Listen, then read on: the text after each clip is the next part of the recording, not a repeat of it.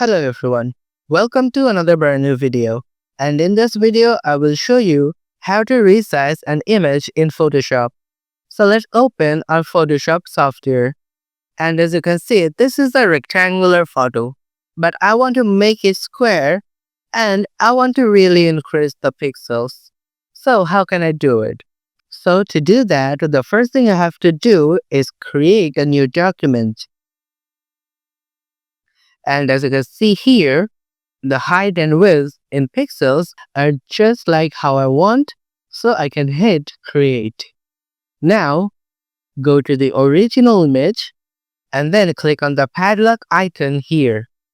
It unlocks your layer and then right click on it and then select duplicate layer.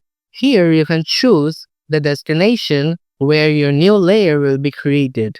So select the new document and hit OK.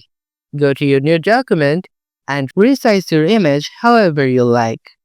If you found this video helpful, please give it a thumbs up. If you have any questions, comment below and we'll be more than happy to answer it for you. And if you want to see us more on your For You page, subscribe to our channel.